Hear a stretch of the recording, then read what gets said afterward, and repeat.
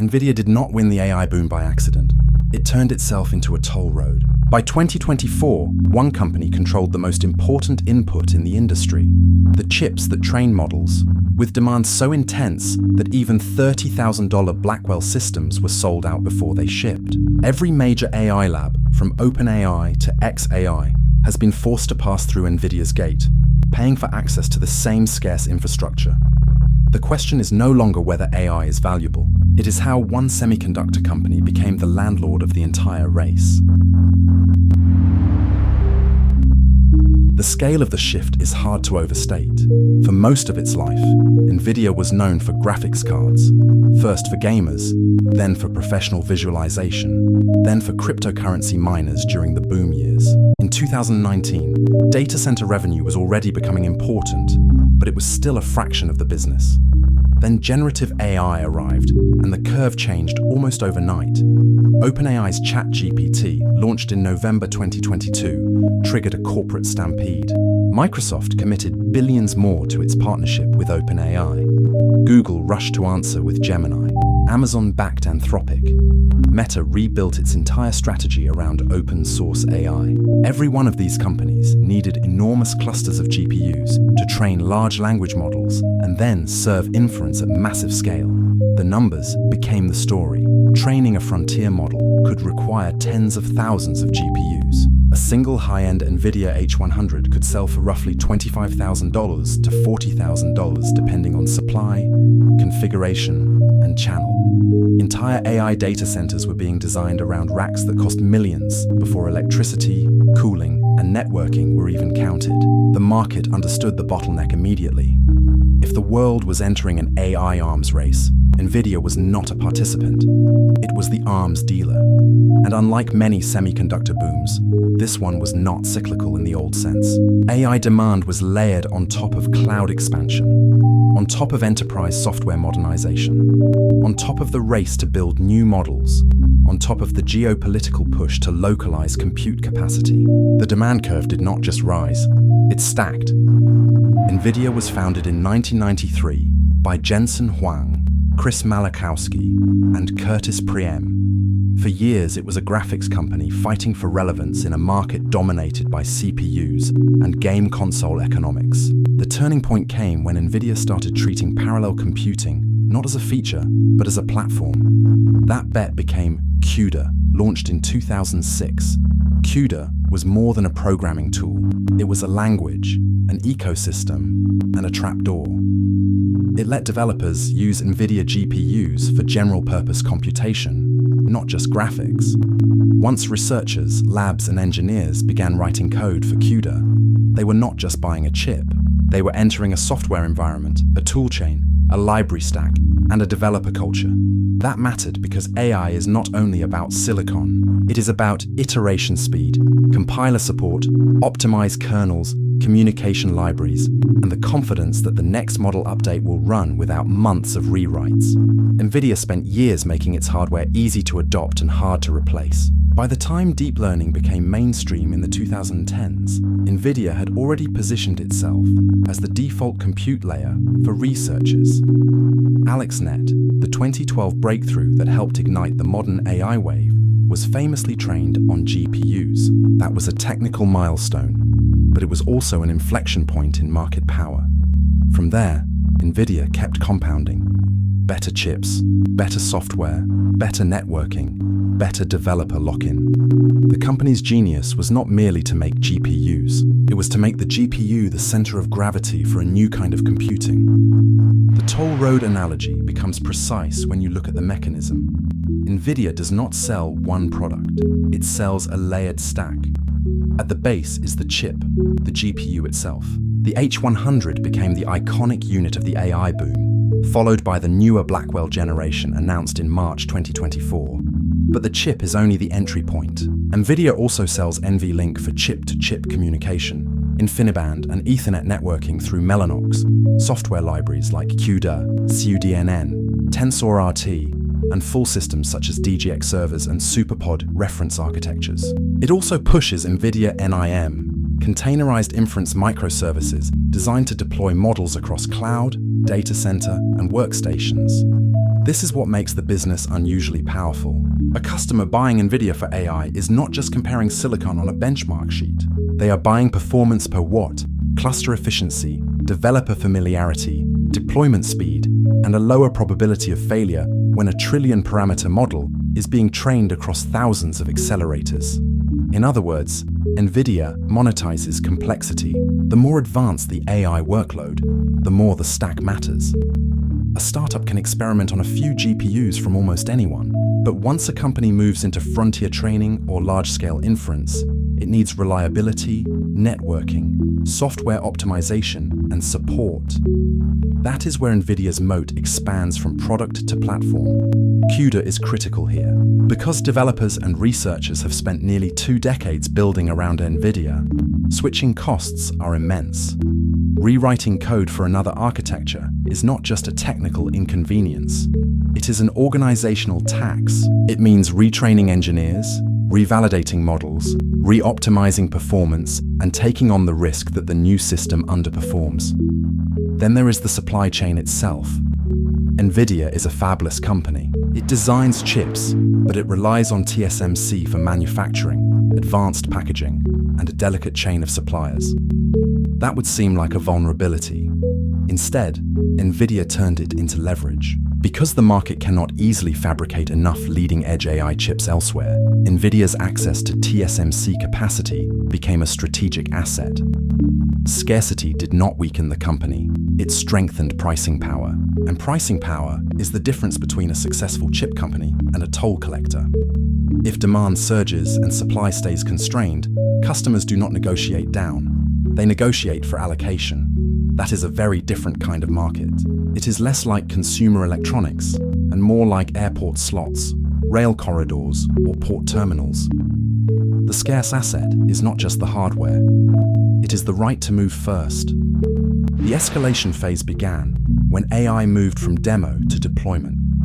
At first, companies bought Nvidia GPUs to train flagship models. Then they realized inference, the cost of serving AI to millions or billions of queries, could become even larger. Every chatbot response, every image generation, every enterprise copilot, every recommendation layer added more demand for accelerators. That changed the economics of the entire industry. Microsoft, Alphabet, Amazon, and Meta all began pouring capital expenditure into AI infrastructure at levels that would have been hard to imagine a few years earlier. Nvidia's own numbers show how fast the demand curve steepened. Fiscal 2025 data center revenue reached $115.2 billion, up 142% year over year, and the company kept posting sequential growth in the following quarters, with data center revenue rising from $39.1 billion in fiscal Q1 2026 to $75.2 billion in fiscal Q1 2027. The reason was simple.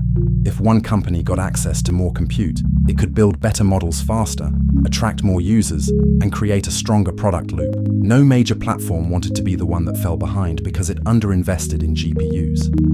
This created a classic arms race. In an arms race, spending is defensive as much as offensive. Each participant buys not because the return is guaranteed, but because the cost of not buying is worse. That is why Nvidia's customer base became both broad and urgent. It was no longer selling to labs and enthusiasts. It was selling to companies whose competitive futures were now tied to compute capacity. A single delayed GPU shipment could slow a model launch. A shortage in networking gear could bottleneck a cluster. A software incompatibility could postpone a deployment by months. In AI, time itself became a monetizable asset. Nvidia benefited from every layer of that urgency. It priced premium chips at premium margins. It sold complete racks and systems. It expanded into networking because the bottleneck was no longer just the GPU. It was the cluster. It pushed Blackwell as the next necessary upgrade path, ensuring customers would have to keep refreshing fleets rather than settling into a one-time purchase cycle. Even the company's public messaging reflected the shift. Jensen Huang increasingly described Nvidia not as a chip company, but as a computing platform company. That was not marketing fluff. It was a claim on the future structure of the industry. And then came the contradiction that made the story more powerful. The more companies talked about AI as software magic, the more they depended on a hardware monopoly-like supply chain underneath. The cloud felt abstract. The bill was very concrete. Once Nvidia became the toll road, the consequences spread far beyond its own earnings.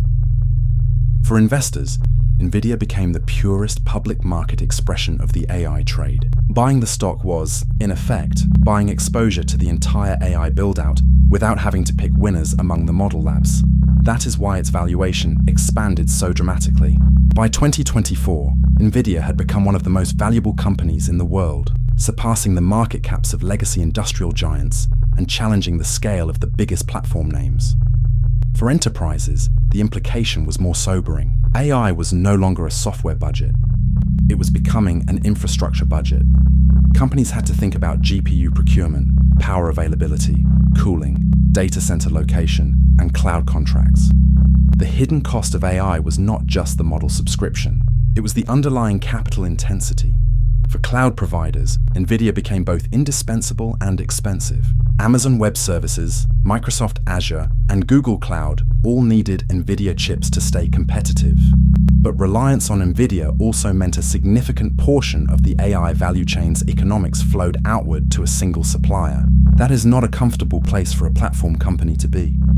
For geopolitics, the stakes were even larger. Advanced AI compute became a strategic resource, and Nvidia found itself at the center of export controls, national security debates, and US-China technology restrictions. Washington's limits on advanced chip exports to China were not just about one company's sales. They were about controlling the pace and direction of global AI capability. That made Nvidia unusually exposed to policy. If the company was the toll road, governments wanted to know who could drive on it, how fast, and with what destination. Meanwhile, competitors tried to break the toll system. AMD pushed its MI300 series. Intel tried to regain relevance. Google built TPUs. Amazon built Trainium and Inferentia. Startups promised inference efficiency and custom silicon, but each alternative faced the same obstacle. Nvidia's ecosystem advantage was not a single moat. It was a moat of compounding layers: software, supply, developer mindshare, system integration, and the accumulated habit of the industry. The result was a strange kind of concentration. The AI revolution was supposed to decentralize intelligence. Instead, in the hardware layer, it concentrated power. No toll road lasts forever without someone building a bypass. The biggest challenge to Nvidia is not a single rival chip.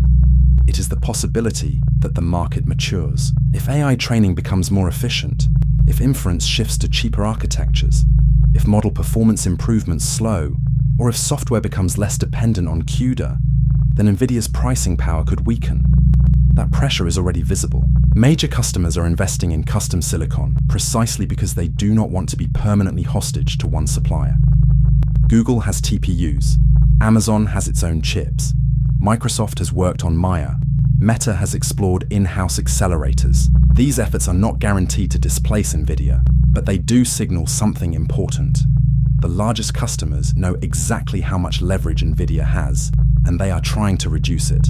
There is also the question of supply. Nvidia's success depends on TSMC's leading-edge manufacturing, advanced packaging capacity, and a global chain of vendors that can actually deliver enough product.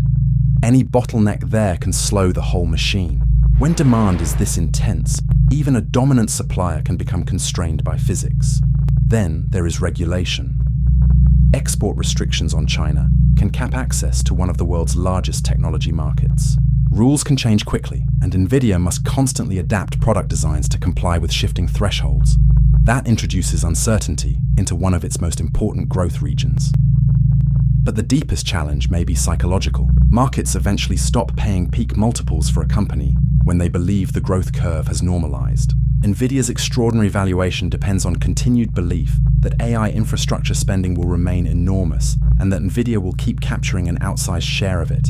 The company must therefore do something very difficult: stay indispensable while convincing customers they are not trapped.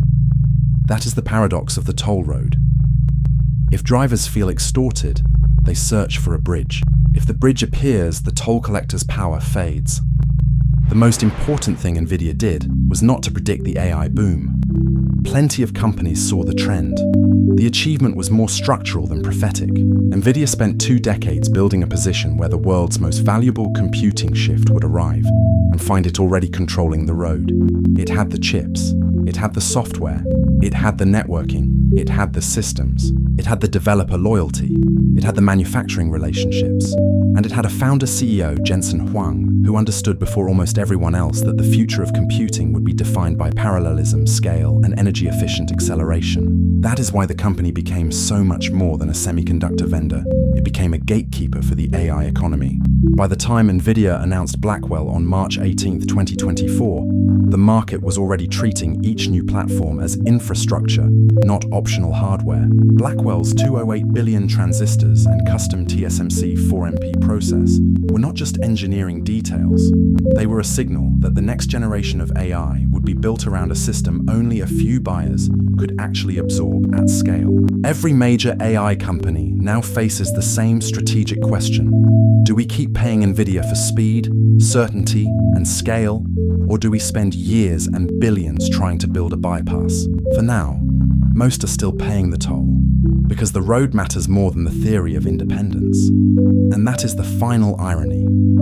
The AI revolution is often described as a software revolution, a model revolution, a data revolution. But underneath the rhetoric, it is also a logistics revolution. Compute has to move, clusters have to be built, power has to be allocated, and wherever movement becomes scarce, someone gets to charge. Nvidia understood that first. It did not merely sell a product into the AI boom, it sold access to the only road that mattered, and that whoever controlled the fastest route through that parallel future would not merely participate in the AI boom, it would tax it. That is what makes Nvidia so unusual in the history of technology. It did not win by owning the destination. It won by standing at the intersection where every serious AI company now has to pass. OpenAI, Anthropic, Meta, Microsoft, Amazon, Google. All of them can build models, hire talent, and write checks. But before any of that becomes product, they need compute. And compute at scale means Nvidia. In the old internet, the toll roads were laid in fiber and data centers. In the AI era, they are etched into silicon, software, and supply chains. Nvidia became the toll road of AI because it understood that in a world racing to build intelligence, the most powerful business is not always the one that makes the destination. It is the one that charges for the journey. And once a road becomes the only road, the gate matters more than the city beyond it.